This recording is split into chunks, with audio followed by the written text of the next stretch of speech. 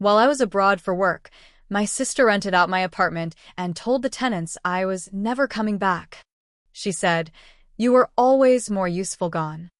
But she didn't know I had cameras installed after our last fight. When I sent the footage to the police along with her bank transfer history, I'm a disaster response contractor. I work the kind of jobs most people don't think about until something awful happens: hurricanes, wildfires, collapse buildings. It's good money, but it takes me away from home for months at a time. Last year, I was sent to Turkey after the earthquake. 8 months minimum. Before I left, I tied up everything in Seattle. That included my condo. I bought that condo outright. No mortgage. It was the one solid thing in my life I actually owned after years of chaos and sacrifice. I didn't grow up with much. Our parents died when we were both in our early 20s. Since then, it's just been me and my sister, Brianna. Bri and I had a rough history. She was always drifting, living with boyfriends, quitting jobs, starting projects that never went anywhere. Every time she ran into trouble, she came to me. Rent. Bailouts. A place to stay. I gave her more than I should have, and every time she took advantage. The last straw was 3 years ago, when I let her stay in my place for 2 weeks while I was on a job in Louisiana. When I came home, my laptop was gone, the bathroom mirror was cracked, and my neighbor said there'd been a party every night. She swore it wasn't her fault, that her friend's cousin brought people over. I told her she wasn't welcome in my place again. After that, I installed cameras. Not just the doorbell kind. I put one in the entry, one in the hallway, one in the kitchen, and one in the spare bedroom. I told her. I even showed her the app on my phone. She said it was creepy and that I didn't trust people. I didn't argue. So when I left for Turkey, she wasn't part of the plan. I didn't tell her much. Just that I'd be gone a long time. 6 months into the job, I got an email from my condo board. A complaint. My tenants were misusing guest parking and leaving trash in the hallway. That stopped me cold. I hadn't rented the place out. No one was supposed to be there. I logged into the camera app. It had been months since I'd checked it. My Wi-Fi was still on, thankfully. When I pulled up the feed, I thought maybe I was looking at the wrong unit. There were people living in my home. A couple, maybe early 30s. Their clothes were in my bedroom. Their food was in my fridge. They'd rearranged furniture. They were comfortable. My stomach dropped. I watched footage from the past week, then went back. The woman came home one day with my sister. They were laughing. Bree took an envelope from her. Later, she was sitting at my kitchen table, counting cash. I checked my iPad. She'd used it once to log into her bank. Her login still worked. Her Venmo, too. I spent 3 nights piecing it all together. She'd posted my condo on Craigslist, calling it a rare opportunity from a family friend moving abroad. She told the couple I was gone for good. She collected $2,100 a month in rent. She told someone via text, "He's in Turkey for a year. He's not coming back. Honestly, he's more useful gone." I finally got some breathing room. She sold my TV, my guitar, my tools. I saw a listing on OfferUp, my tool chest for $400. I built that set over years. She gutted my life while I was working 16-hour days in a country torn apart by rubble. And she didn't think I'd find out. I didn't call her. I didn't even message her. I called a lawyer. Then I downloaded everything. Footage, screenshots, bank records, rental listings. I filed a police report, attached the documents, and CC'd my lawyer. I didn't say a word to my sister. I told the HOA everything, sent them a copy of the report, and let them know those people were unauthorized and had been defrauded. Then I booked a flight home. I didn't tell anyone. I got back to Seattle at 12:47 a.m. on a Tuesday. My cab dropped me off outside my own building. I went up to the 4th floor with my keys in hand and a lump in my throat. When I knocked on my own front door, a man opened it. His eyes were bloodshot.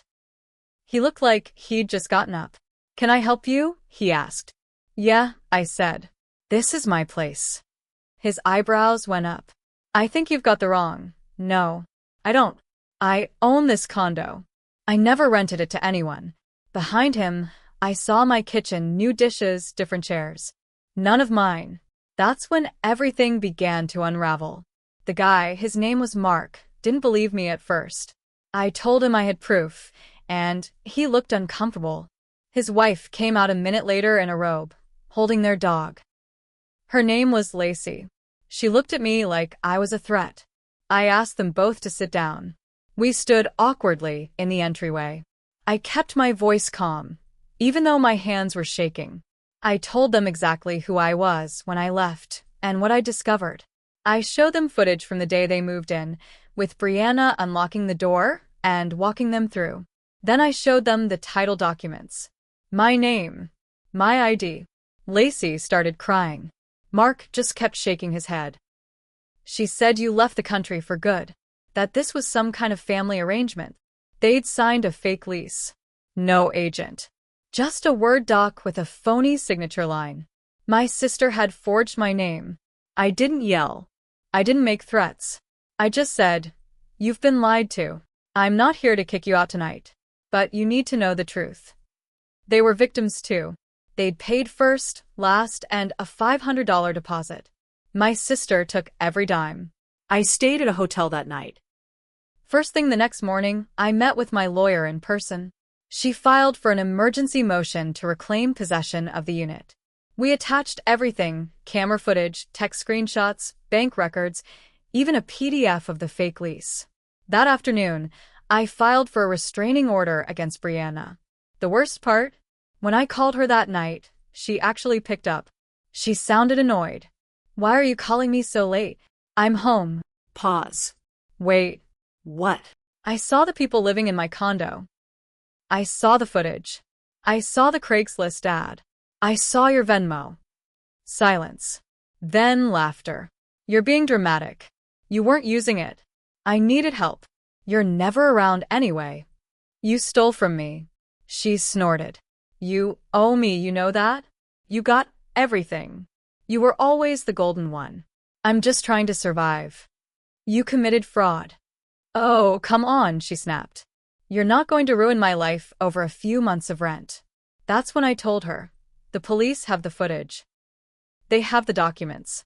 And I have a lawyer. She hung up. I didn't hear from her again for 3 days. Then I got an email from her lawyer. A nasty letter claiming I'd abandoned the property and that Brianna had been acting as a caretaker in my absence. They wanted me to back off and negotiate a share of the rent proceeds. That was her plan. To pressure me legally. To use my silence and absence against me. But I didn't back off. The email from her lawyer wasn't just bold. It was insulting. I'd abandoned the condo, they claimed. My sister had reasonably assumed she had the right to lease it. They threw in words like constructive possession and quasi-property interest. Total garbage, but it made one thing clear. She wasn't backing down. She thought if she pushed hard enough, I'd cave. That's when I learned how deep it went. My lawyer dug into the public records. Brianna had tried to file paperwork with the county to establish some kind of ownership stake in my condo. She listed herself as a property manager, claiming a verbal agreement with her abroad-based brother. She even paid a notary, who later turned out to be a friend of hers from a bar job. She wasn't just stealing. She was building a paper trail to defend it. We filed a formal complaint for fraud. The police opened a case. My lawyer began preparing a civil suit. But the biggest twist came when Mark, the tenant, called me. "Hey," he said quietly. "I didn't want to get involved in your family stuff. But something's not right." "What do you mean?" "I think your sister is still scamming people. We started getting mail for someone else, someone named Carla. There was a security deposit refund envelope. Same handwriting as our lease. Different name." He sent me photos. Then he forwarded an email Bree had sent them early on from a Gmail alias, Carla. redmanmanagement@gmail.com. She created a fake property manager identity.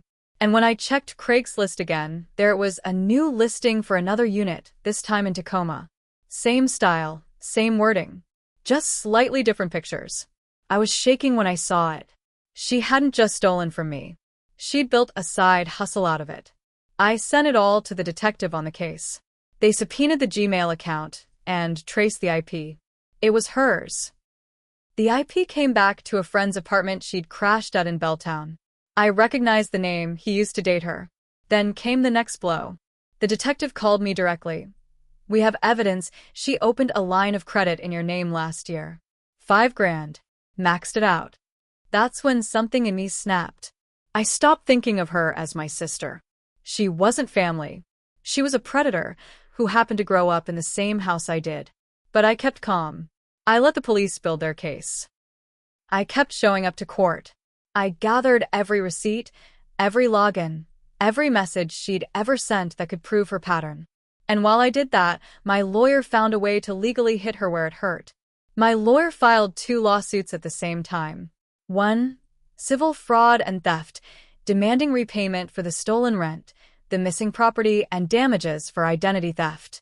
2, defamation and intentional infliction of emotional distress. Based on her statements and messages, the false claims of ownership, and the forged paperwork. The cops were moving too. Once they confirmed the fake lease, the Craigslist ads, and the stolen identity used to open a credit card in my name, they filed formal charges, 2 counts of fraud, 1 of identity theft, and 1 of felony theft of property. That meant she'd be arrested. But I didn't want her to see it coming. So I stayed quiet. I didn't respond to the emails from her lawyer. I didn't warn her. I waited. One afternoon, I got a text from a number I didn't recognize. Hey, I think you're mad. I didn't mean for things to go this far. Can we talk? It was her. I didn't reply. That Friday, the police served the warrant. They picked her up outside a vape shop in Northgate. She was holding a Red Bull and talking to a friend when the plainclothes officer walked up and cuffed her. She screamed, according to the report. Said it was all a family misunderstanding. The mugshot went public the next day. It made the local news. Woman accused of renting brother's apartment while he worked overseas. They even used footage from the body cam when she got arrested. Her voice was shrill. She kept repeating, "He said I could." The couple who'd been living in my condo filed a separate small claims suit against her for their deposit and moving expenses. I helped them. Gave them my lawyer's number. They won. Then came the court dates. She walked into the courtroom wearing a wrinkled blouse and cheap heels, still trying to look innocent. When they showed the footage of her taking cash in my kitchen, she actually smirked. When the detective testified about the Gmail account, she shook her head like she couldn't believe it.